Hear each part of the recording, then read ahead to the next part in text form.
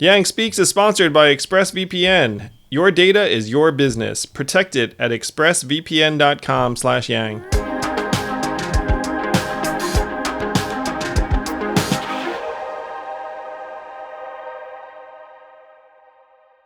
It's unconscionable that higher education has gotten 2.5 times more expensive over the last number of years. And one of the jokes I used to pose was like, has it gotten 2.5 times better? And that always got a laugh because people were like, it has not really gotten 2.5 times better. Many universities, especially elite universities, have become hedge funds that provide classes to the children of their investors. And then we wipe Vaseline over the lens of the caste structure that higher education has become by letting in some freakishly remarkable middle class and lower income kids, and to try and make ourselves kind of the neosporin of our guilt. What we could do is, through a mix of small and big tech, potentially dramatically expand capacity. I was a remarkably unremarkable kid, and the reason I'm here speaking to you today is because UCLA let in a third of its applicants. Academics and administrators have become drunk on exclusivity. Andrew, every year, the deans of the top schools, including mine, get up and boast that we rejected 88% of our applicants. That's tantamount to the head of a housing shelter bragging that he or she turned away 9 in 10 people who showed up last night.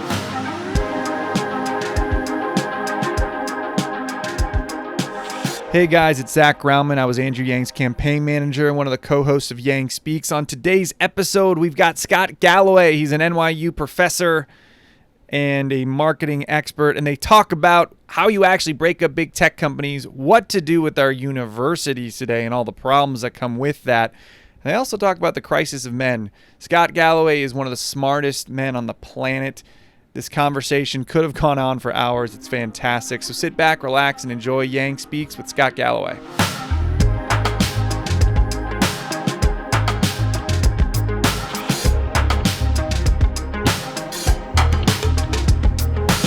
Welcome, Scott. Thanks very much, Andrew. And this is the Prop G Show, and I want to welcome our guest, Andrew Yang. Andrew hasn't been up to much recently, so I don't know what we're going to talk about. But anyways, we're doing this a little bit different. It's a back and forth. It's 1 + 1 = 3, and we're gonna have a conversation here. But anyways, Andrew, I will let you kick it off. Well, Scott, your blog is something that I read as a sign of what's coming, because you're like a great combination of numbers and humanity. And you also are a parent like I am. You're concerned about a lot of the same issues I am around tech's impact on our kids' mental health. And you're postulating, which I agree with because it just makes sense, that the tech companies are going to start moving into education in this next number of weeks and months, in part because a lot of the universities are going to be struggling, but in part because the tech companies have a mandate to grow. And if you're going to try and grow, there are only limited industries that can afford you a big enough dollar sign to meaningfully impact $1 trillion company. So you're a professor, your day job, in addition to the 5 million other things that you're doing. And you've written extensively already on like the future of education. I'd love to talk about what you see as tech's role in the future of education as someone who's on the inside. Thanks for that, Andrew. Yeah, so I think if you look at any public company makes an implicit promise to shareholders that they'll double their stock price in 5 years. Otherwise, investors will go buy Zoom or Peloton or something else. So if you're Apple or Google, that means you've got to grow your top line, assuming some operating leverage, by anywhere between, call it $100 and $200 billion over the next 5 years. So if you realistically have to grow your top line by 100 to 200 billion, what that means is there's just very few game you can actually go hunting for. It kind of limits you to 10 industries, the automotive that are big enough to sate that appetite, that top line appetite. You could say, well, the auto industry, well, that's a low margin, difficult business that's already pretty efficiently run. You could say, well, government, well, okay, are these companies going to start getting into government services? The two obvious ones are healthcare, 17% or 18% of US GDP, high margins, people aren't very satisfied. And then education, what is a multi-trillion-dollar industry globally, 600 or 700 billion domestically. So I would argue the big tech, it's not if they'll get into tech, it's when. And why? Because they have to. They have no choice. There's very few industries that offer just the sheer amount the carcass, the size that can sate their appetite. So I think that they will go into education. In the short term, it'll be around supplying tools as universities are all of a sudden faced with 20, 30, 50, in some cases 100% of their classes going online. They'll be serving them as vendors. You're already seeing these companies ramp up their educational offerings. And then we might see, or we will see, I think, them do what Google just announced, and that is they'll get into the business of certification. Because at the end of the day, the $240,000 in tuition that NYU asks households to pay, it's for the experience, it's for the education, but the real ROI is in the certification. So my question back to you, Andrew, on Inauguration Day, do you put in place a plan? Do you fund the DOJ and break these guys up? We got to do something for sure. And it's one thing I'd love to talk to you about is that if you share our diagnosis of the fact that these companies are running roughshod on many things that you'd consider the public domain, whether it's the way we get information or our democracy or, again, our kids' mental health, like there needs to be a real government role. One of the things that I said on the trail was like, we need 21st century solutions for 21st century problems. And I'm not sure if you just go around saying break them up, that's going to do the trick. Though in certain cases, 100%, a lot of these businesses need to divest parts of themselves. Like you shouldn't have Amazon white labeling their own stuff and then essentially crowding out like other folks who are trying to sell to consumers. You can't have these companies just gobbling up anything that could become a potential competitor, even in an adjacent space. Like if you had a monopoly in the old days, you would say, look, okay, you're AT&T or whatever. Like we're not going to let you also just start buying into retail or electronic stores or whatever the heck it is like that's like adjacent to you in the way that we've let Alphabet just freaking get into anything under the sun. Right. Like they've got like a near quasi monopoly on search engines and advertising and the rest of it. So maybe there needs to be some limit. But it's bad for innovation. It's bad for us all if the business model of every company in Silicon Valley is to get annoying enough so that one of the trillion-dollar behemoths will just throw some stock at you and then like gobble you up. And that right now is a more realistic plan for entrepreneurs than it is to say like I'm going to beat Google, I'm going to beat Facebook. It's more like I'm going to get just annoying enough so that they can snap me up and then you'll be rich, I'll be rich. I'll do my earn out. I'll hang out in the bowels and like, chill out Silicon Valley style. So that's not where we should be. Like there are certainly, and it needs to be government. I mean, it's one thing that like I appreciate about your perspective is that the problems are mammoth, and your book, The Four, laid them out in graphic detail. And if you look around, so many people, and I'm an entrepreneur, you're an entrepreneur, I like people pursuing entrepreneurial opportunities, but the market's not going to afford any kind of counterweight to what's going on with like your kids, addiction to screens or my kids' addiction to screens or whatnot. Like there's not like a market-based solution. And so we have to do the impossible, which is get the government to get its shit together, which is like, right. and as a practical problem solver, like that's not appealing either. In a sense, you're like, oh, really? Like I have to rely on government to do this thing? But yeah, we have to rely on government to do this thing because there's no realistic alternative, in my opinion. Well, it's interesting because we have first off, you said something that really resonated. I advise a venture capital firm. I'm in a lot of pitches.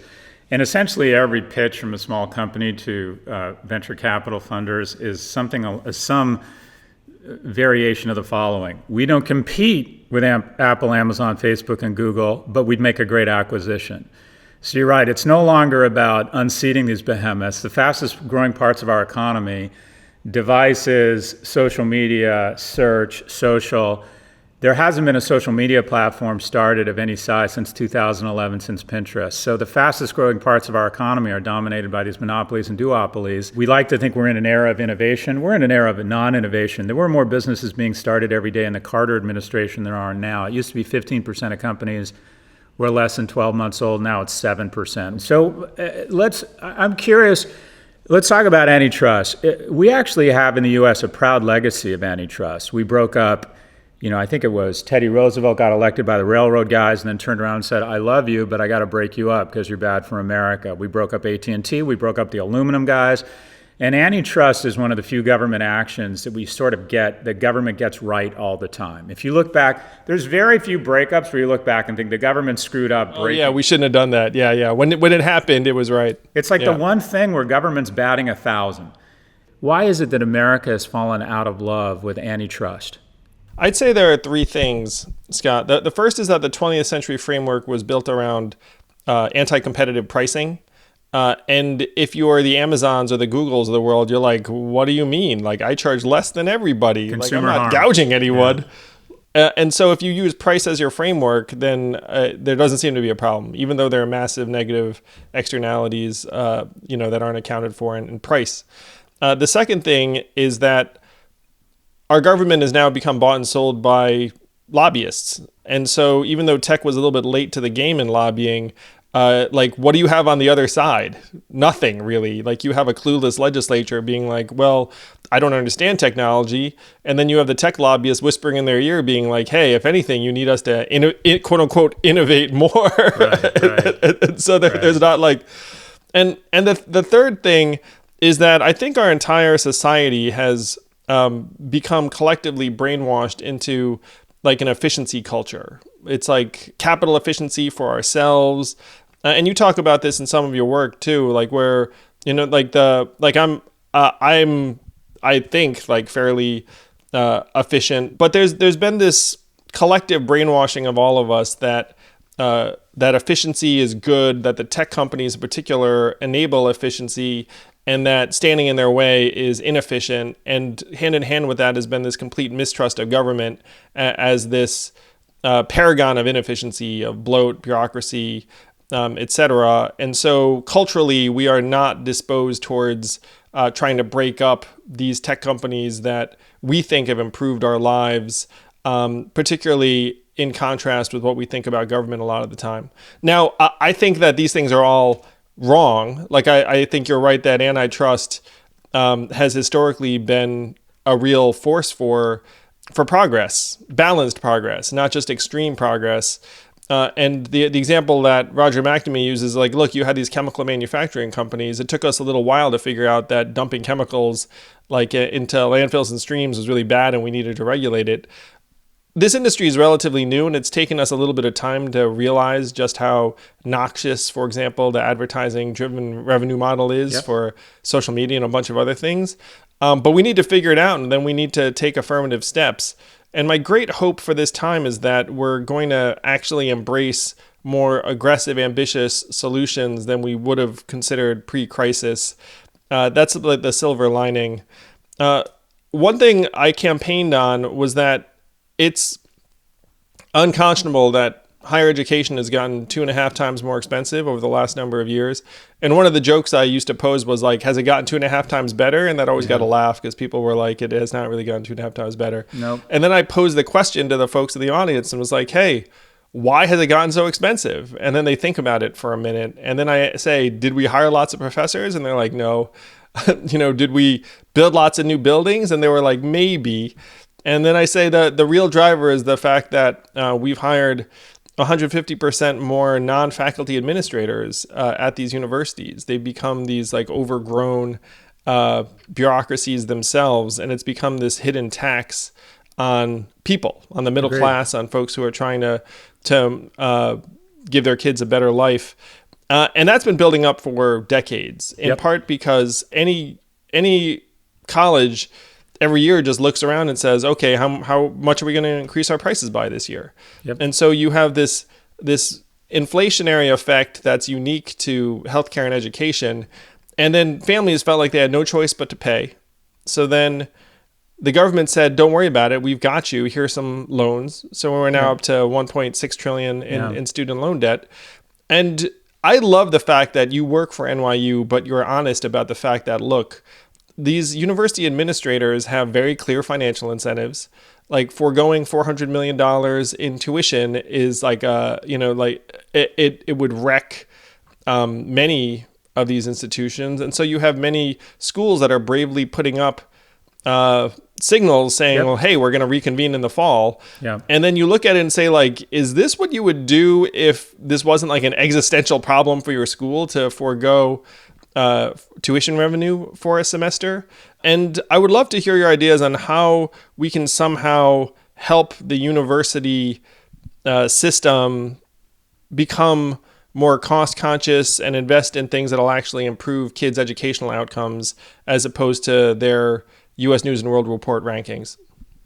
Yeah, we are definitely brothers from another mother. I mean, your summary, it took me 2 years to get to the summary you just articulated in about 3 minutes. But look, we live in a capitalist society, and having more money means more opportunity for your kids, access to better health care, access to a broader selection of mates. It's just a wonderful thing to have more versus less money in a capitalist society. And all of us fall victim to that in the sense that when you're first and foremost going to fix your own oxygen mask. And there's a belief that universities are these very noble institutions where we wear cardigans, watch PBS, and pet our Labrador and don't think about money.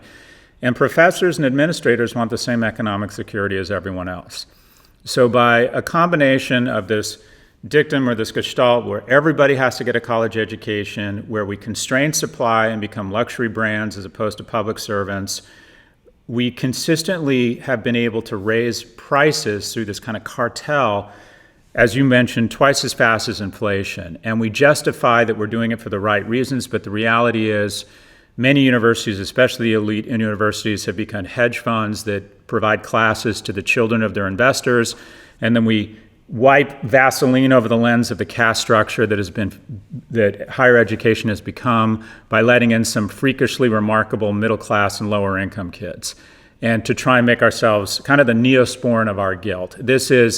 It's morally corrupt, and the spring used to be a time of nervousness but excitement about where your kid was going to college.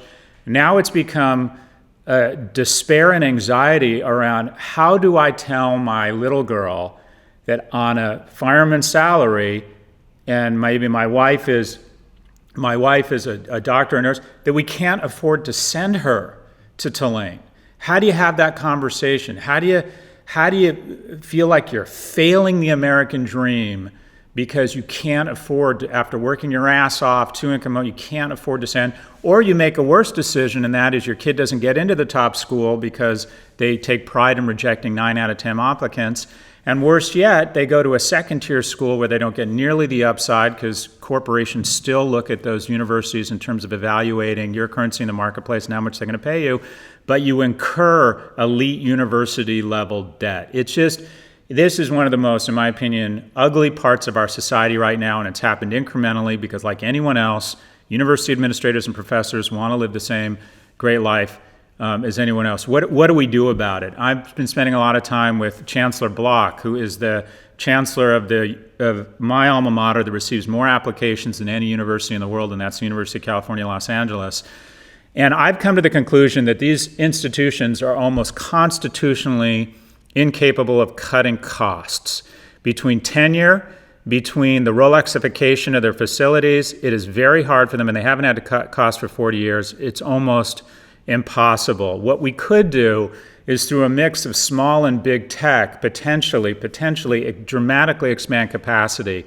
If you were to take 50% of your courses online, and there are a lot of courses that would be fine online, or a lot of sessions where there isn't a lot of interaction that you could facilitate online. If you take half your classes online, you effectively, Andrew, double the size of the campus. So what I would like to see, and what I would hope individuals like you that might serve in a cabinet or be in a position of authority and power someday, is could we have some sort of grand bargain where we go to governors? Let's go to Governor Newsom and say, increase the University of California budget by 20%, and we're going to dramatically decrease the cost per student educated through the use of small and big tech by expanding our capacity.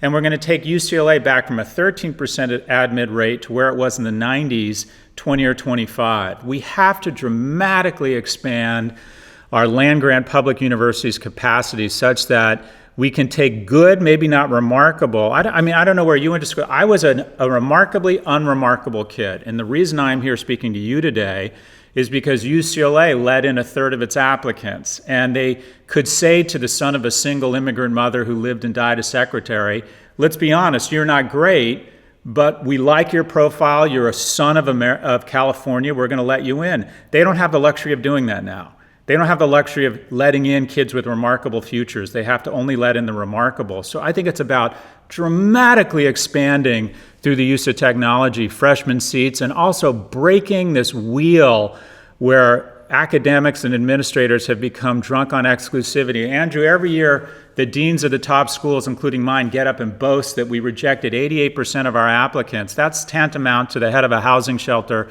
bragging that he or she turned away 9 in 10 people who showed up last night. We have lost the script. We need to move back to being public servants as opposed to luxury brands, and we need to embrace technology and have almost like a Marshall Act-like feel such that we take capacity for our great public systems, University of Texas, Michigan, University of California, Cal State, CUNY, Florida state systems, and expand their seats by 30 or 50%. I think a crisis is a terrible thing to waste. I think there's an opportunity here to move back to where we were, where kids who are unremarkable have remarkable opportunities through the upward lubricant that is higher ed. Anyways, that's my rant, Andrew. That's my rant. I love your rant, and I love the fact too that you're putting your time into making that happen. Because I saw you offer something like an MBA sprint, where you're one of like the top rated professors at NYU's business school, and you said, wait a minute, I can actually give a student like a significant proportion of the value at a fraction of the cost. And this is something you may not know about me. I used to run the nation's largest GMAT prep company, Manhattan GMAT. Oh yeah. Yeah, and like I saw the same thing you did, which is like, why is a mid-professional 20-something-year-old taking 2 years out and spending $100K plus on an MBA? And it was like, is it the coursework? It's like, not really. Like some of them actually took some of the same coursework as undergrads or learned something equivalent like during their analyst program or whatnot. It's like, is it the credentialing? Heck yes. It's like they want that credential and then be able to like have this career transition to have their hand stamped as someone that Amazon or Google or Morgan Stanley would want to hire. And then I thought, it's like, should that take 2 years and 100,000 plus? Like, could you actually kind of compress the credentialing if you had essentially an analogous admissions process and an analogous like brand attached to it? And so my thought process was like, instead of a 2-year MBA program at Columbia or HBS or whatnot, if McKinsey said, hey, this is going to be like the McKinsey summer at sea, and it's instead of 100,000, it's 25,000, and you'll get a McKinsey credential, right. And it takes like 3 months, and we give you a lot of the same social experiences that you expect out of your MBA program, because a lot of it's the network. You show up, you commingle with people that you think are going to be both friends and good colleagues and corporate contacts. And then I thought to myself, do you really need to be in the same place with folks for like 2 academic years, broken up by a summer, or could you build those relationships faster? So like the fact that you're actually experimenting with this kind of format is like, we have to come clean about the fact that, and this is something you argue, is like, look, a lot of these schools are essentially just becoming caste system organizers. And it's not like when a parent gets or not, when the kid gets the admissions letter from the school, the parent is then like, ooh, that's great, because here are like the 10 professors I want you to study with. Like, they're not actually paying attention at that level. They just know the brand of the school. And so that's right. If we can, like, we need to examine this from soup to nuts. Like, you look at it and say, okay, why is it 4 years? Why does it cost this much? And to your point, like, why are you getting rewarded for turning people down? Like, aren't you supposed to be a public good? I love the fact that you've identified public universities as the place to launch this from, because it makes the most sense. And they should be growing their seats. Like, instead of a proportion of people you reject, it should be looking up society-wide and saying, okay, how many 18-year-olds do we think are like approximately the right fit for what we're going for in terms of a public education? And then you should be rewarded for educating a higher proportion of those people, which is like the reverse of the way they get rewarded now. Yeah, if I'm in position to do this, man, I'm 100% going to do it. You're in because look, it comes down to a basic theme and a shift in mindset, and that is the worth of a society isn't the opportunities it offers. It's remarkable. it feels to me like the United States, and I'm curious to get has moved from how do we give our truly remarkable being people who are born with tremendous opportunities and also are tremendously skilled. Everyone says NYU is a place for rich kids. Yeah, but it's also rich kids who are super impressive. They're remarkable. Do we just continue to funnel more and more of the spoils to that small segment who are both blessed because they're born into wealth and be very good, remarkable? Or isn't the judge of a society or the worth of a society what kind of opportunities it gives to its unremarkable? What kind of opportunities it gives to the kid who maybe doesn't have access to the test prep that you are offering, who maybe has had challenges at home, who maybe doesn't, at the age of 15, doesn't have a patent and isn't building wells in Africa and isn't captain of the lacrosse team. I mean, the kids that now get into these schools, we're basically saying that the two cohorts that are going to divide the spoils of American productivity, wages have not gone up, productivity skyrocketed, that's trillions of dollars in surplus wealth. That all goes to two cohorts. That's the children of rich kids or people who are freakishly remarkable between the ages of 15 and 17 who get into Harvard. We talk about these elite schools. The reason I talk about the state schools is the Ivies are more spectacle than historic. They have 64,000 total students. Ohio State has 55,000. Florida State has 75,000. Berkeley will graduate more kids from low-income household this year than the entire Ivy League combined. So the Ivy League, look, fine. You're great leaders, produce leaders, children of rich kids, remarkable kids from middle and lower-income households. But where America changes, where America fundamentally changes, is these land-grant public schools that educate two-thirds of our students. And we're going to need some sort of real dramatic rethinking. I think this is your platform. I think UBI and education, I think these are the two legs of the stool. I don't know what the third one is, Andrew, for your next run. You'd have to say healthcare. You'd have to say health, because healthcare has some of the similar problems to education. You're going to like this about me, Scott. My parents met at UC Berkeley. Like they immigrated. Really? Yeah. They immigrated from Taiwan and met on campus. My brother's named after the Lawrence Observatory because nice. He was born. Where did you go to school, Andrew? In town. I went to Brown. Got it. And so let me ask you this. So Christina Paxson, I think her name is, the president of Brown, makes a very bold, authoritative statement in the spring that we have a national obligation to welcome back students. I think she's looking at her bank account when she says that. I think we have an obligation to keep kids at home right now, given the spike in the virus. I think it is irresponsible to think that the kids who basically go to college to not distance are going to maintain the same on-campus protocols off-campus, and that these strident statements that we should welcome students back to campus are, I don't want to use the word negligent, but don't acknowledge the reality of the virus and are loosely influenced by the notion that these institutions have been used to taking $300 million in tuition deposits, and for them to say, we're Brown and we want to charge you $58,000, but it's going to be for a bunch of Zoom classes from your dad's office or your old bedroom that your dad's converted into an office, that they are being unduly influenced by money, and that we're setting ourselves up, universities, to be the new super spreaders. It used to be nursing homes, and it used to be, I would call, Republican,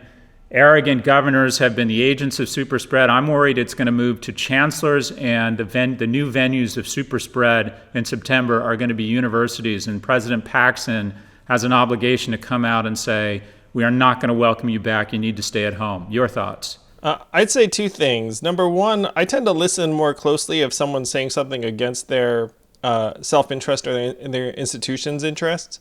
So if you have a couple $100 million on one side of the ledger and you say, hey, I'm going to pound the table for that side of the ledger, then I tend to discount it, or just be like, yeah, of course you'd say that because you've got a couple $100 million steering you that direction. If someone heads the opposite direction, then I'm like, ooh, this person actually is speaking on principle or evincing leadership because it's against the grain. One thing I disagree with you about is you said the Ivy League's producing a bunch of leaders. I did the math. 80% of the folks out of the Ivy League schools will do one of six things in six places: banking, consulting, law, tech, medicine, or academia in New York, San Francisco, Boston, Chicago, DC, or LA. And and if you do the same thing that everyone else does, to me, it's not exactly the definition of leadership. Yep. It's like, hey, I'm just gonna like, hop in the stream and then like swim where the current takes me, and then cash in my like the water that sprinkles on me because I'm now attached to this geyser of surplus. So that number one is, look, if your economic incentives are to say something and you say that thing, then it's like, well, like, maybe I should take that with like a mammoth grain of salt. The second thing is when you talk about educators who have an obligation to their kids to say, hey, we need to reopen school, you're looking at kids who are at an earlier stage of formative development. Agreed. Like, are there kids who legitimately are going to be damaged if they don't have some kind of real like educational resource? It's a different ball of wax. You have kids. I have a 9 and a 12-year-old. I think the conversation around reopening schools for them is an entirely different conversation than whether a 19-year-old needs to get back to Chapel Hill. I think it's a totally different conversation. Agree. That 19-year-old's relatively fully formed, like having like a period of time, like, and you're pro gap year. I'm also very pro gap year. So if you have people who are 18 or 19 years old doing something independent, that's probably good for their development. Like, like saying that, hey, I need to get them back on campus ASAP because like the kids are gonna get screwed up if they're not here. It's like, like I'm not as worried about kids missing like intro to lit classes as I am like the third grader who's not going to be able to read. Like that's like the bigger problem. So I'm with you. I'm aligned. Yeah, I haven't talked to President Paxton about. Yeah, you haven't reached out to her and told her to stop that.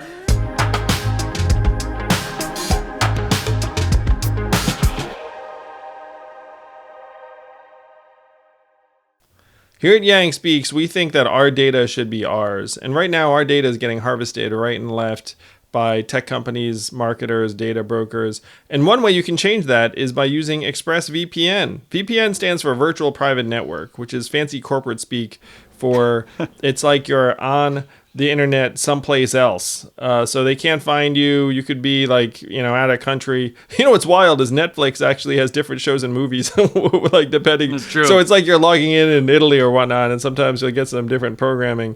Now, there are lots of VPNs out there, but ExpressVPN is top rated by Wired and others. It's ridiculously fast. You hit a button, and then essentially it's like you're logged on someplace else where no one can find you. And so if this is something that you want to make part of your internet hygiene, you can use our link right now at expressvpn.com/yang. Get an extra 3 months of ExpressVPN for free. That's expressvpn.com/yang. So you can surf safely and in the privacy of your own habits without anyone looking over your shoulder. Honestly, I really love this thing because I'm not good at installing apps or little widgets or trinkets on the computer, but ExpressVPN, dude, you just literally press a button. It's fantastic. I'm unable to screw it up, which I love. So check it out. We get a good discount with us, expressvpn.com/yang.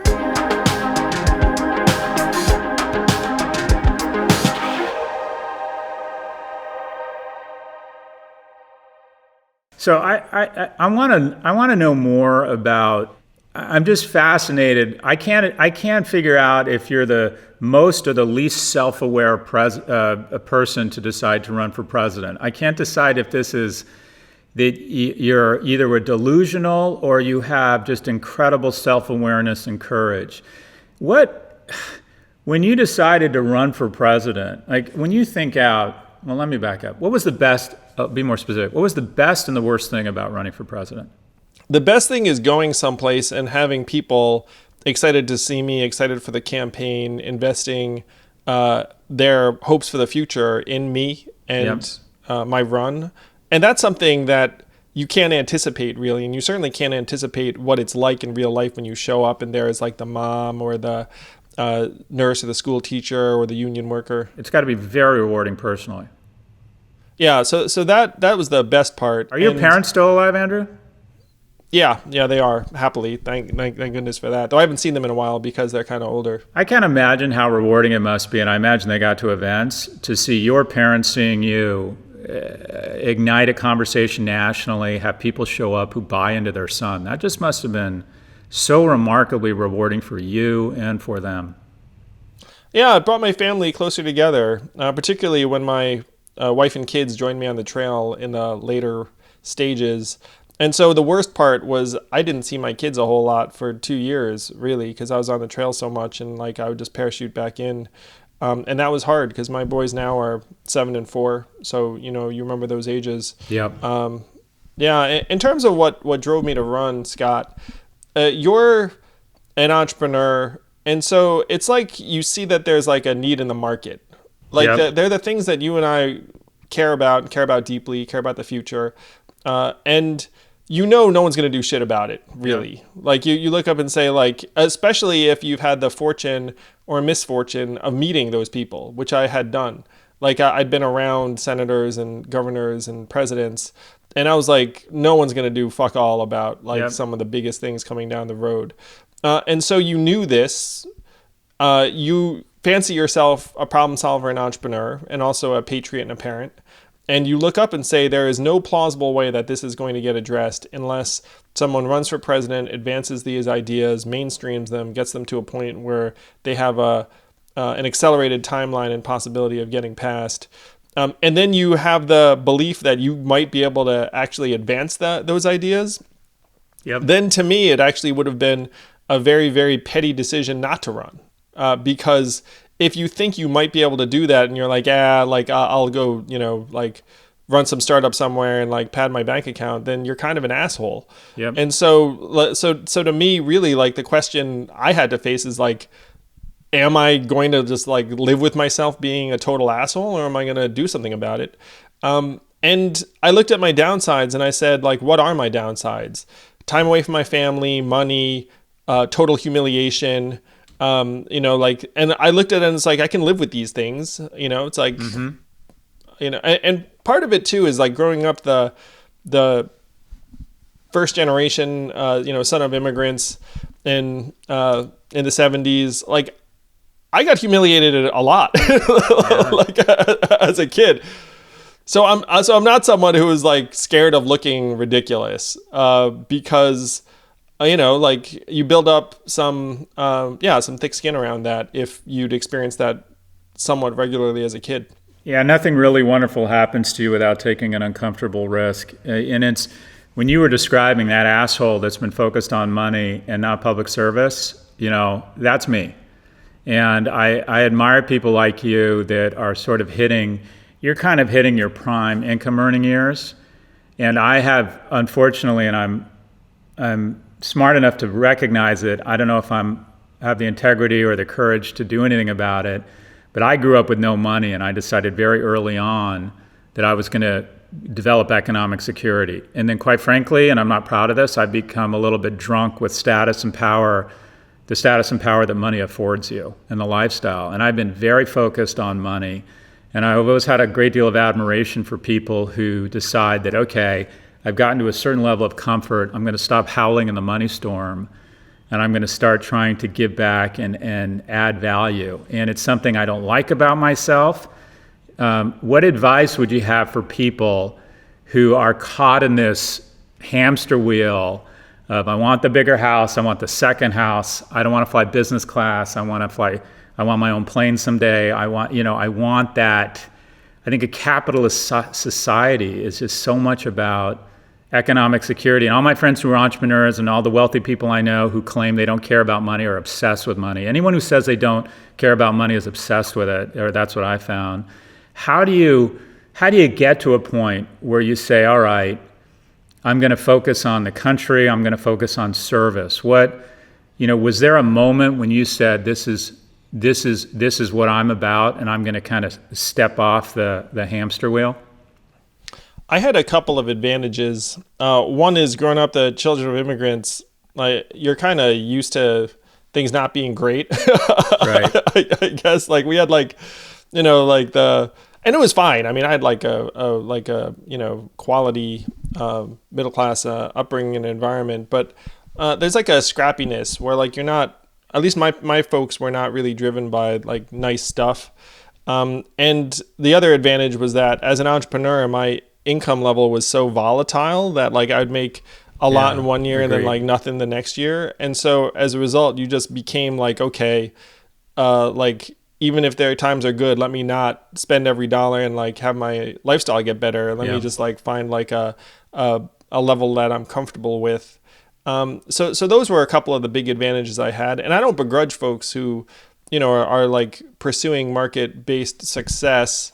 In my case, and I joke with my wife that it was sort of a bait and switch, Scott, because like I was like a fairly normal CEO operator guy when she and I met and started dating. And then after my company was bought, I turned around and was like, hey, I'm sick of seeing all of the nations, not all, but like a lot of the nations, like ambitious, energetic types do stuff that I know is not going to actually do anyone any good, and it's probably going to turn them into miserable human beings and assholes over time.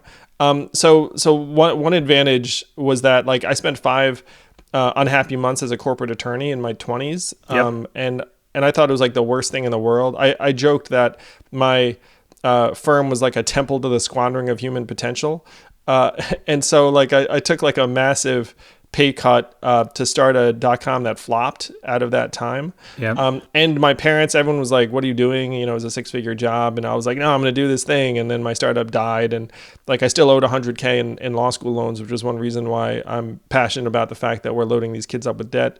Because I carried my debt around for like a decade or more. I used to call it my mistress because it was like I was writing a check to like a family in another town. I was like, I hope Sally Mae's having a good life and like, wherever it is.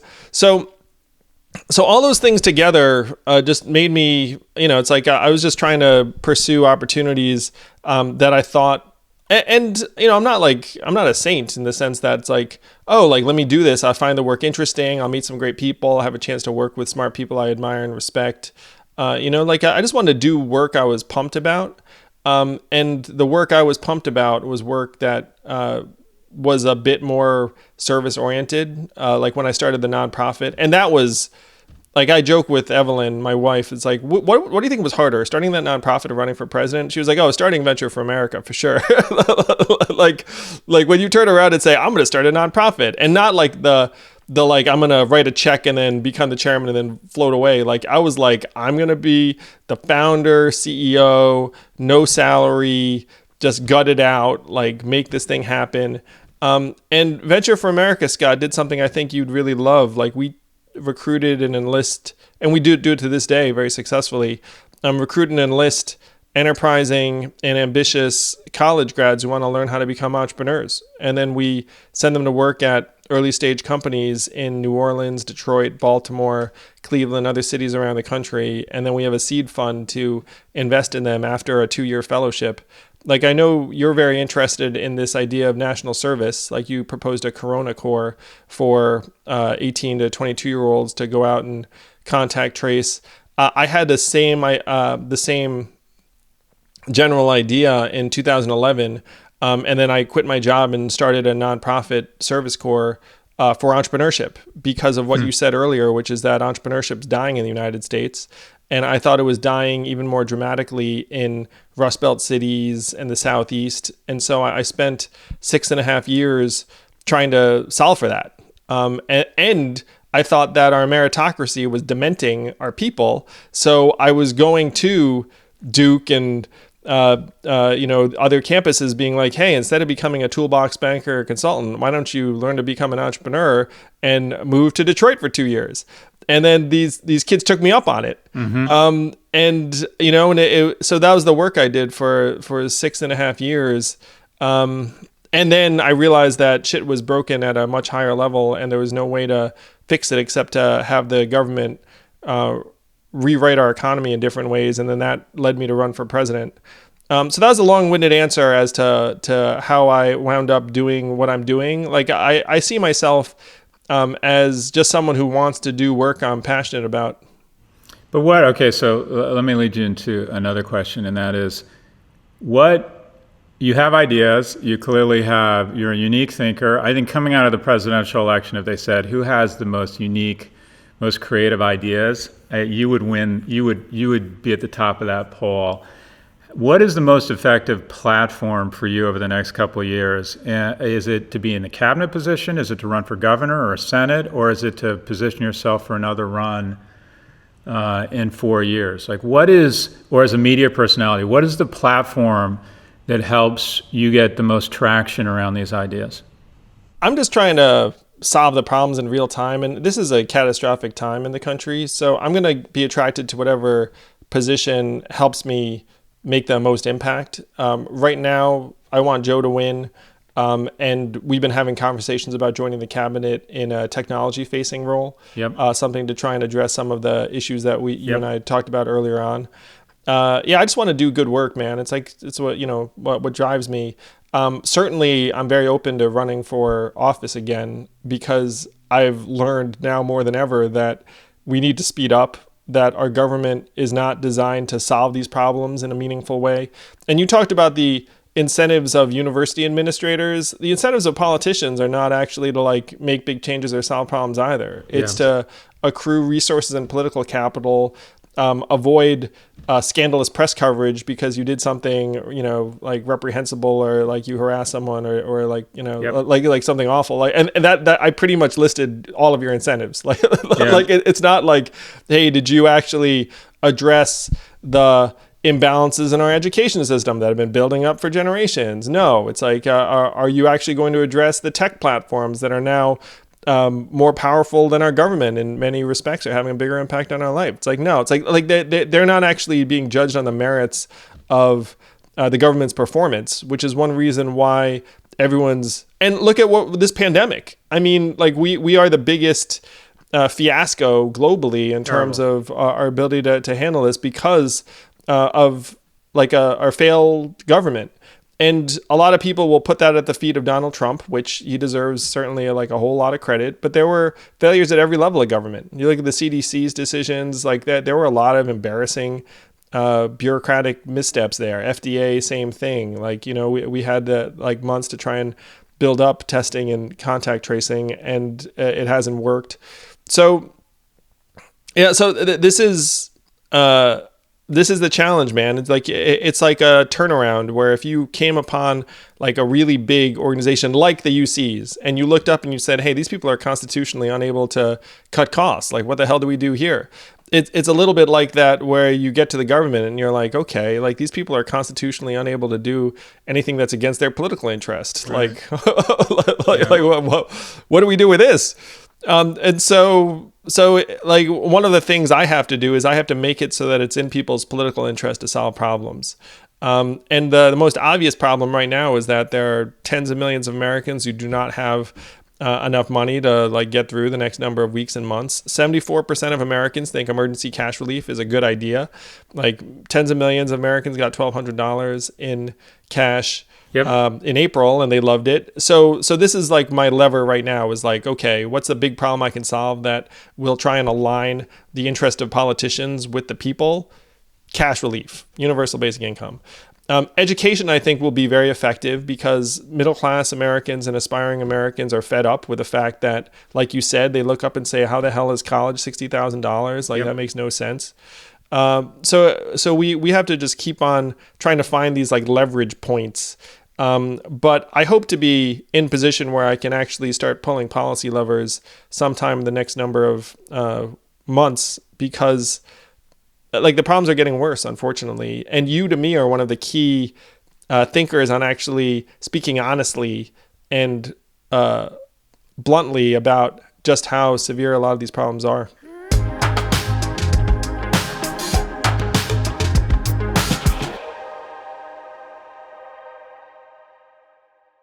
So Yang, when I was a kid, my brother used to have this T-shirt, and it was just a bunch of soccer balls on it, and on a plate with a fork and knife, and it said, "Eat your vegetables." And for some reason, I always think of Athletic Greens I always think of that shirt when I think of Athletic Greens, because you're supposed to eat your vegetables, but in my case, eat your vegetables, which is a dumb segue into this ad for Athletic Greens. Well, we're all in our houses more than normal. We might be cooking more than normal, or eating poorly more than normal. Hey man, I've gained. Everybody's gained the COVID 10 to 30 in my opinion. Some like if you've been working out excessively and eating really healthy, like kudos to you. You're a superstar in this. I said a while ago that anyone who maintains a higher level of physical fitness during this time should just get more responsibility because they're like the most disciplined, self-directed person. They should be promoted. They should be hired in our government. All of it. Yes. Yes. There are new leaders. And one way to put yourself in that category is through Athletic Greens because you drink it. It's energy. It's healthy. It's nourishing. It feels great. You're getting your body all this stuff that it's not getting otherwise. Like like it's not in Ritz crackers. I mean, like the. It's not in the pizza I've been ordering. Yes, even when you throw veggies on that pizza, it's still not doing the trick. No. So Athletic Greens does do the trick. It's a life changer. I've got it in front of me right now. Drank it this morning. Whether you're trying to get more energy, have your gut health improve, which is really important, your immune system. If you go to athleticgreens.com/yang, we got a special offer. Receive the free DSK2 wellness bundle with your first purchase. That's up to a 1-year supply of vitamin D as added value when you try their delicious and comprehensive daily all-in-one drink. So go to athleticgreens.com/yang. And, you'll feel better in no time if you order this stuff and start making it part of your everyday routine. A lot of these things actually taste nasty, and Athletic Greens, I can say, objectively taste pretty good. Like, I throw it in a little water and chug it, it tastes great. So you get the free D3/K2 wellness bundle, which is basically like hyper Athletic Greens that they're going to throw on top of your order, which is a pretty awesome deal. It's a year's supply of vitamin D to throw in there. So check it out, athleticgreens.com/yang.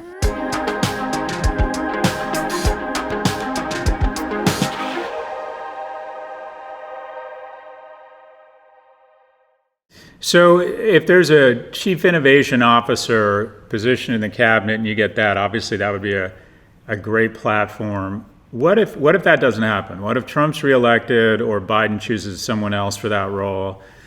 What is that platform, though? I don't even know where you live. Would you ever consider running for governor or Senate? And if so, where would that be and what would the role be? You and I are neighbors, Scott. I actually like I have a place on the west side of Manhattan. So that's where my kids are signed up to go to school in New York City. In the fall. Would you ever consider a run against Schumer or Cuomo? I mean, people are asking me to consider various New York-based runs.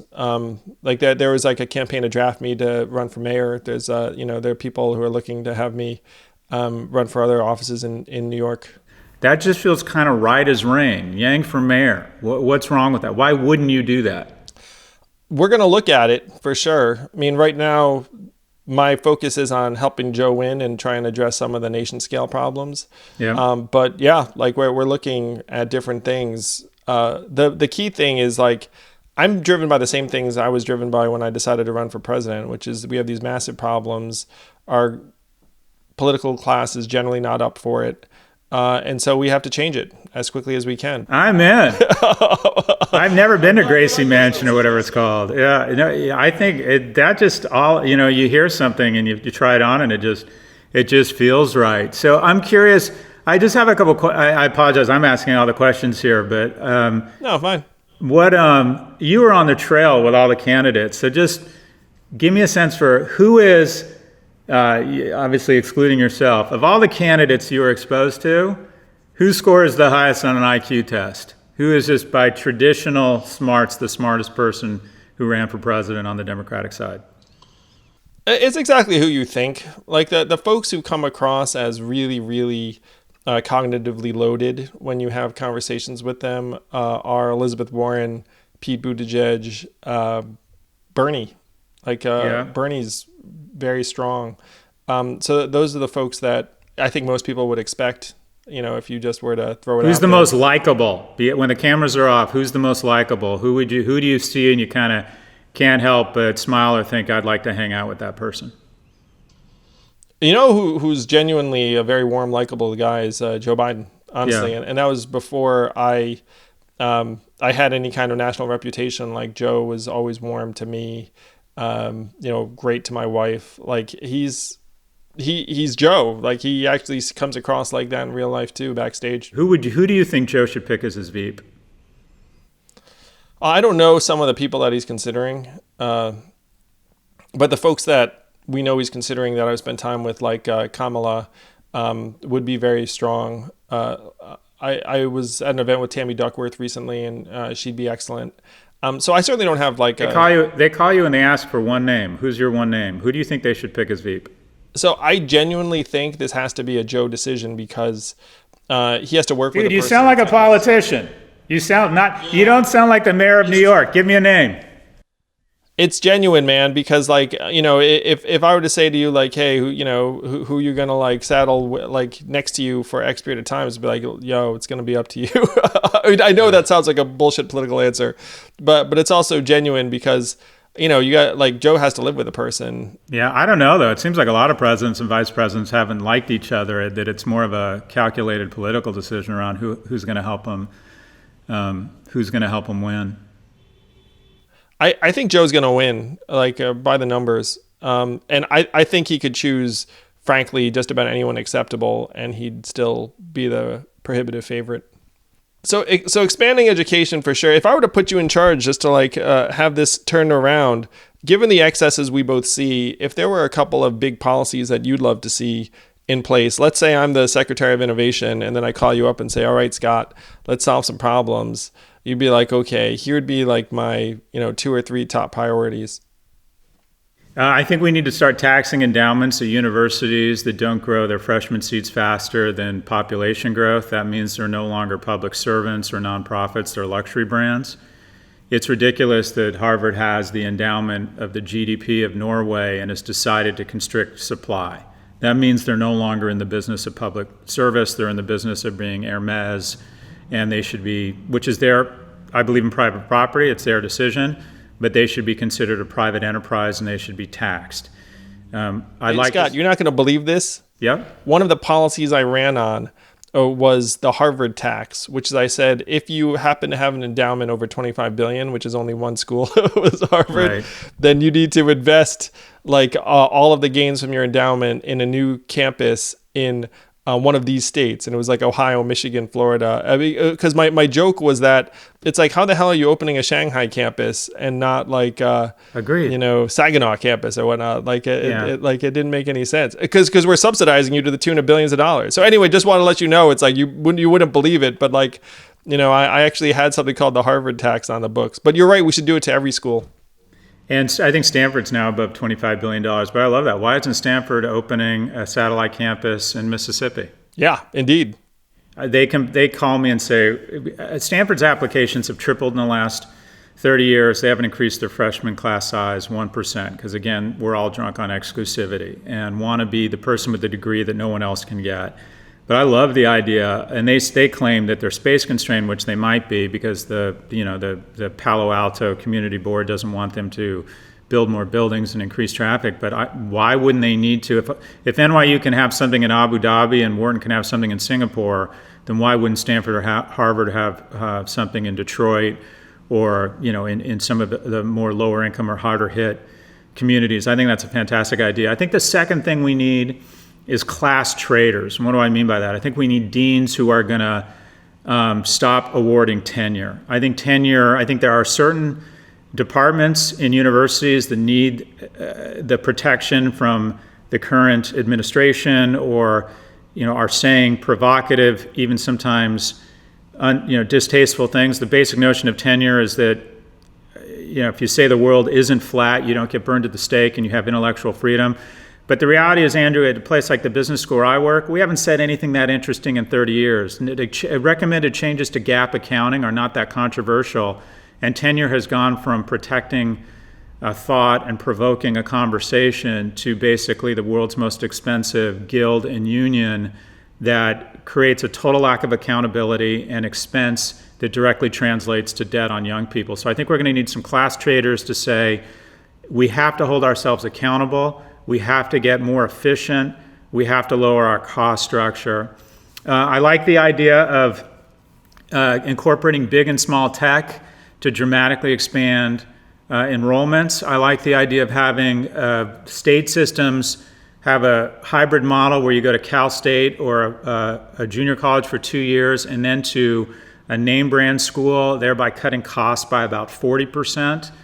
And I think we need a dramatic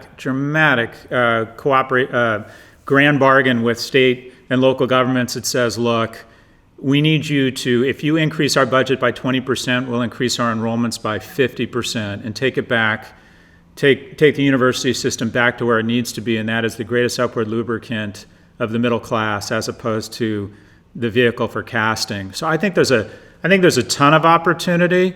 I think it comes down to obviously will, resources, creativity, but it's something I'm passionate about. I think the crisis presents a tremendous opportunity. I mean, you realize, Andrew, in the next 12 months, these high tuition, high experience, kind of low brand or high acceptance rate universities, and there's hundreds, if not thousands of them across the US, they could be to education what department stores are to retail. We could have 1,000 universities begin a death march starting September 1. And that's upsetting. That's going to be chaos, but there's an opportunity to rethink certification, education. It's going to take big thinking. It's going to take bold ideas. Unfortunately, we have so many dumpster fires that it doesn't feel like it's the kind of thing we can focus on.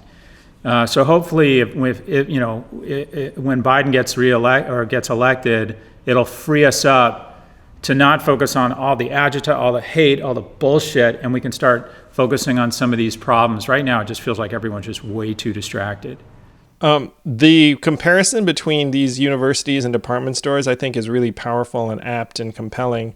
And one of the things I said on the trail is like, look, these malls don't just disappear. They become these derelict ghost malls that are toxic to environments. They depress property values. They become havens for crime. They are what I call negative infrastructure, where they go from having positive value to negative value really quickly. If you have these campuses around the country that have the lights go out, it's the same thing, where you'd have infrastructure go from being very valuable to being very, very depressive in days or weeks. So it makes sense to me that we need to do something to try and repurpose some of these physical plants and institutions to do something that we need. Because you look up and say, of course, we're going to need more education for more people. What you said is correct, that you're going to have the winner-take-all economy play out in education as well, where it's like, why am I going to pay top dollar for this lesser institution, lesser credential, when UCLA is going to come up with this hybrid offering that I can then take advantage of, and it's going to be more efficient and like a better credential. And so to me, we have to do something with like the hundreds of schools that are going to shut their doors. It's like there is an opportunity, but it is going to be a situation where the rich get richer and the poor get poorer. Agreed. And in some cases, the poor getting poorer are going to be institutions like historically black colleges and universities. They have like skeletal endowments, and like if anyone's going to take a hit and not be able to survive, unfortunately, it's some of those institutions. So it's another area where, like you said, you need massive rethinking and investment. And there are only two plausible sources. Number one, philanthropy, which in my opinion is a bust. Like, it's not going to be at that scale. Like, maybe, like you said, some of these schools will be able to turn to their alumni and say, hey, bail us out. Yeah. Like, you'll have a couple survive on that basis. But it really has to be the public sector again. And there does need to be a grand bargain. The problem is that these schools haven't had to pay a price. And if you're an institution where like you've only known one direction and you've been able to ratchet up prices, you are, as you said, constitutionally unable to turn around and say, okay, it's time to get ruthless. Like, these 10 amazing vice deans or whatever, like 4 of you have to go, and then you turn to the professor and say like, hey, your teaching load's about to go up. And then you turn 100%. To the other person, like they're just not, like, a lot of these institutions would shut down before they would make those kinds of decisions.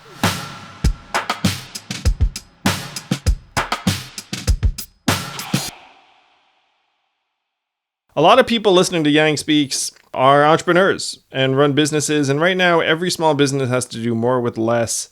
A lot of folks are having a lot of dynamism in like your ability to find people. Like maybe some folks like can't work Well, one way you can find workers really quickly and reliably is Indeed.com. It's the number one website in the world for finding folks fast. We used it on the campaign, and it works. It's one of those things where, in some of these markets, like that, there becomes like a clearinghouse that folks know on both sides. It's like employers know it, workers know it, and that's what Indeed.com really has become, where you have 73% of online job seekers visiting Indeed every month. So if you're looking for someone, they're more likely to be on Indeed. It's just the way this stuff works. And right now, Indeed is offering our listeners a free $75 credit to boost your job post, which means more candidates will see it. So try Indeed out with a free $75 credit at Indeed.com/Yang. This is the best offer available anywhere. Go right now to Indeed.com/Yang. This offer is valid through September 30th, and terms and conditions apply.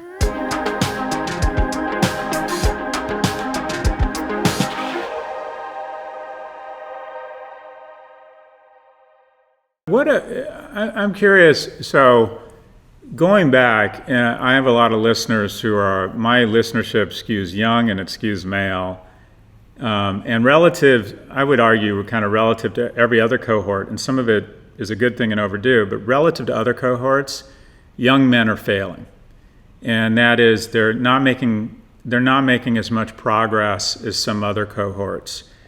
And I'm wondering what advice you have, or what advice you would give to your younger self, or what advice you would give to young men kind of, just starting out in their career in terms of their professional approach. And I'd love to hear your thoughts or your learnings about trying to be, a good dad and a good husband. I think it's a massive under discussed topic that young men are failing in the United States of America, but it's true. And it's in the numbers. I mean, you can see it at every level. One of the things I say in my book, Scott,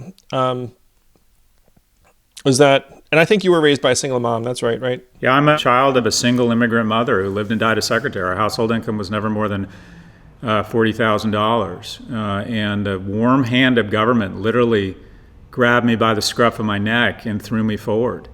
And I worry that warm hand is no longer as big and as caring as it used to be. But yeah, I'm the son of a single immigrant mother. So today, 40% of kids are born into single-parent households, and 90% of the time, single-parent household is single mother. Yep. And if you look at the data, little girls who grow up with single moms actually have okay outcomes, in part because girls are more adaptable, they're better at school earlier, they've got a strong female role model, yep. They see Supermom. But if you have a little boy in that setting, it turns out that little boys, and I'm the father to two young boys myself, yep. So I can see why this is the case. But apparently little boys are more sensitive to parental time and input and the lack thereof than little girls. Yep. Like they're more subject to variability that way. And so the outcomes around boys brought up by single moms, there are more adverse academic progressions, more behavioral issues, and the data is not great. And to me, a lot of the problems that we see like cascade from there, where you send them to these schools that aren't really equipped for people at different maturation levels. And it turns out that boys often mature at different rates than whatever the grade level is supposed to be. Yep. And then at the college level, in the last I checked, I think it's something like 43% of undergrads are men, like 57% 70% of high school valedictorians are young women now. Think about that. Yeah. So you have boys and men coming of age, and then you have an economy that has become increasingly punishing and uninviting. Like it used to be, if you were a guy with a high school education, you could get like a factory job and like, yep. Union household, middle class life, like and like all that stuff's gotten decimated. Yep. We've gotten rid of 4 million manufacturing jobs and the rest of it. And then you have a culture that that looks at men and being like, hey, whatever happened, it's your fault. It's like that. Yep. It's like every room we walked into for the last 400 years, we've been right. And all of a sudden, every room we walk into right now, we're wrong. So it's like cry me a river. But I do see young men feeling like, they feel like they're in this Netherland right now. And as a young guy myself, I mean, I remember vividly when my company failed in my 20s, and like, you know, you're like down on your luck and your confidence is shot.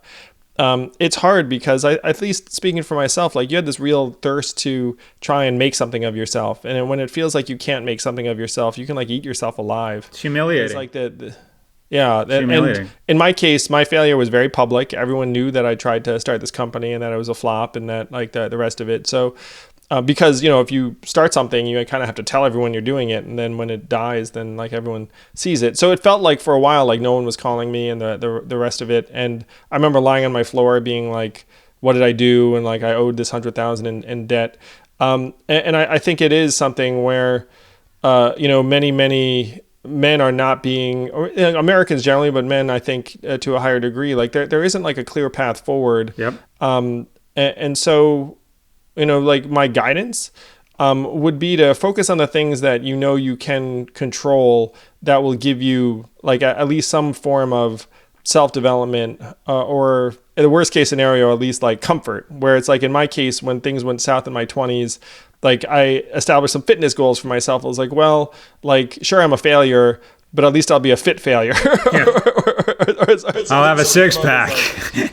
Or it could be like something around a relationship where, you know, it's like you turn around and say, look, most of my friends, like, you know, aren't calling me now, but you know, this one friend is calling me. And so like, I'm going to try and like, pay attention to the positives in my life. Try and learn. I mean, a lot of people who listen to your podcast are trying to develop their business savvy. And so that's something that I did. Like I tried to find people who knew more than I did, which was everyone, and then learn from them. One thing that helped me a lot in that direction is reading books. I think podcasts are great, but I think reading books to me was like the best way to feel like I got inside someone's head and was getting a bit of like wisdom.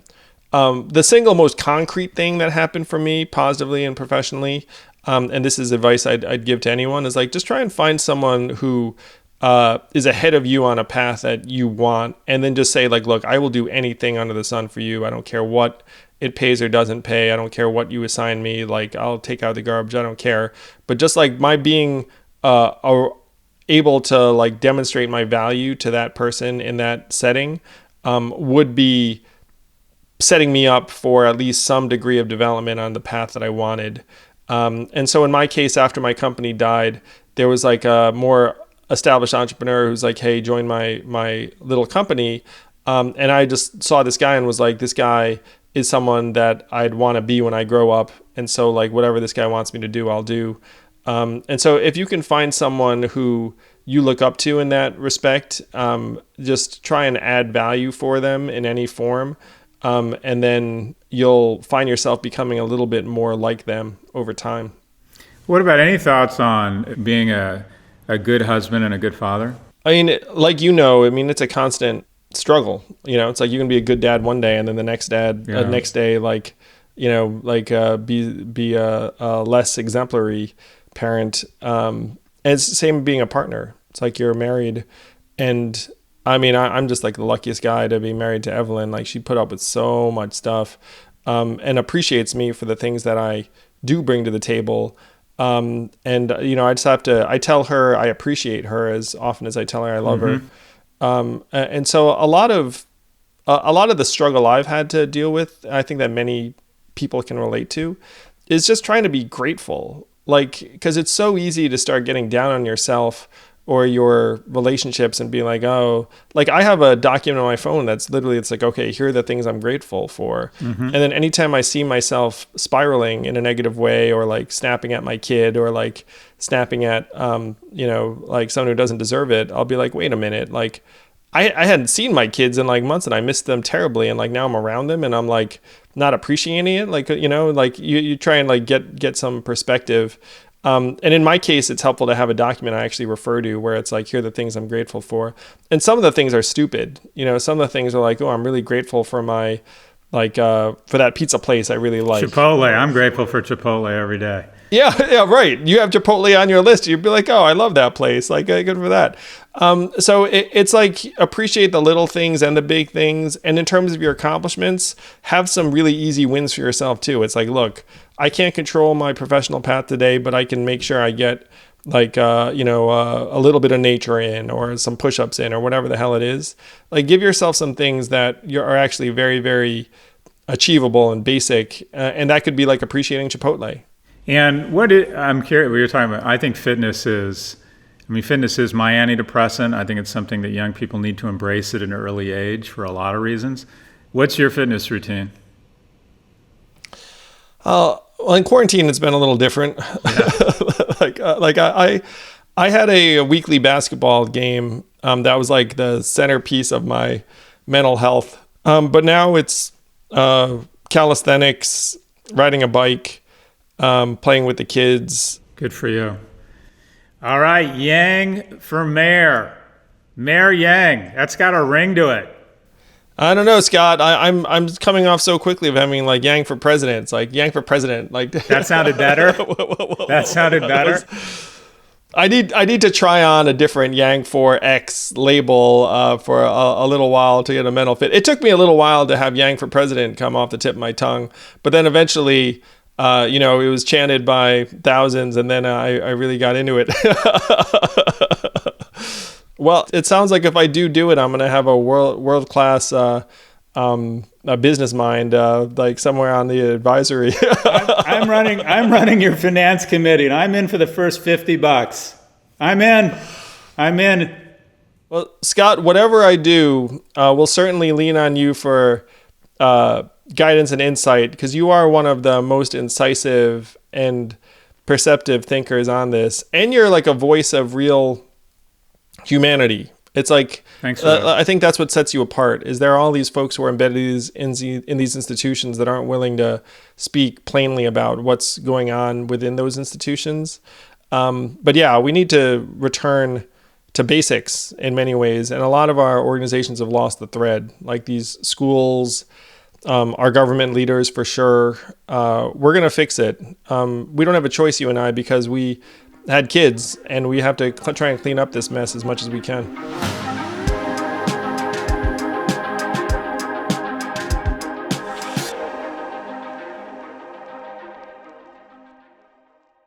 Do you wear clothes? Do you want to like them? I wear clothes, and you like them. Yeah, I really like these Outer Known clothes they send me, and I think like there are a couple of things I like about them. Number one is they actually feel high quality. Like, it's better than the usual off the rack stuff. And I have to say, the fact that Kelly Slater, the pro surfer and 11-time world champion, is behind this line actually just makes me feel cooler. Like, I feel like I've got a little bit more surfing coolness in my life just by wearing these clothes. And I know they were made in a responsible way. It wasn't like, little kids getting their knuckles broken or anything. So if you want to check out these clothes that are made responsibly, they look great, they feel great, go to outerknown.com today and enter my code Yang at checkout, and you'll get 25% off your full price order.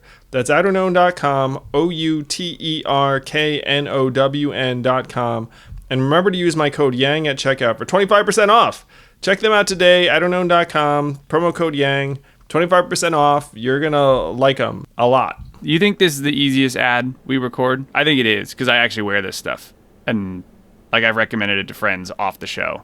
I don't know. This is one of the easy ones, I think. Totally. I get compliments on them too. Yeah, I love this stuff. Check it out, outerknown.com. 25% off. It's fantastic. Check them out. outerknown.com. Use the promo code Yang.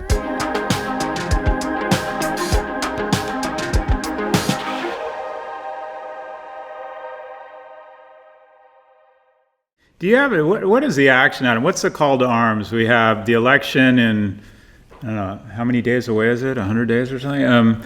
What's the call to arms? What can young people or anyone listening thinks, I want to help? What do you think is the most effective way to help right now? Number one, help yourself. I mean, this is a terrible time. Like we have to look out for ourselves and say like it's okay to be depressed or stressed out and take a break. Number two is help the people around you in your own life. Right. Because people are struggling, and if you have the wherewithal, if you can like contribute to, like for example, if there's like someone who's like out of work, to be like, look, like I just Venmo people randomly, it's like. Yep. No, I have this rule called, or this, be a baller, and that is when I was growing up, I had a bunch of crazy jobs. I was a box boy, I was a bar back, I parked cars at the Beverly Wilshire Hotel, I was a pool boy at the Mondrian Hotel. And on a regular basis, Andrew, some total stranger would give me 10, 20, 50 bucks. And if you're at UCLA and you're living on top ramen and bananas, which I was during the summers, it was kind of life-changing. It meant you could go on a date. It meant you could have a full tank of gas, which was a luxury. And it just changed it wouldn't change my life, but it would change my week. And I think I call it being a baller, and that is over tip. If you're in a position where you have some economic security, you don't need a lot, giving the delivery guy, the woman putting your food in the backseat of your car, whatever it is, giving them 10, 20, 50 bucks, it can literally be life-changing for that moment. And so many people did it to me. You're in. Yeah, so be a baller. And then if you want to try and make changes at like a large scale level, my organization, MoveHumanityForward.com, we've given out $7 million in direct economic relief. So that's been great. We're trying to help candidates around the country who want to try and solve problems. And then a bigger picture, in my view, we got to get Joe into the White House. And then there'll be Secretary Yang of something or other. And then hopefully, and then Scott on some advisory board, and then we'll get to work. But it's not going to happen by accident. So we just got to go do it. I wonder, and this is my advice to you, I think Mayor Yang is a more influential role. If you're in the cabinet, you're going to have less impact across a broader population, but you could experiment with UBI in certain boroughs. You're basically president of, the 19th largest country in the world versus being in the cabinet. Now I've decided we're running for mayor, Andrew. We're running for mayor. We will have further conversations about this, Scott. But thank you, man. This is the first of many. I had a blast. And we should make this semi-regular because I learn a lot from you every time. Yeah, I appreciate that, Andrew. And like I said, I think the most, in the world of academia, what we're supposedly charged with is not being right or wrong, but catalyzing a conversation. And you catalyzed a conversation. UBI, when I first heard it, I thought that makes no sense, and I didn't like it. And I immediately kind of checked back to this notion of socialism. And then the more I heard you speak, the more it really evolved my thinking around what are creative solutions for moving us forward and leveling up some of our disenfranchised cohorts and kind of the economic apartheid that I'd like to think unwittingly we've ended up with in the U.S. So anyways, I'm planning our first event. I don't know what it's going to be. It's going to be a coffee clutch or a virtual fundraiser. Just let me know when you're announcing.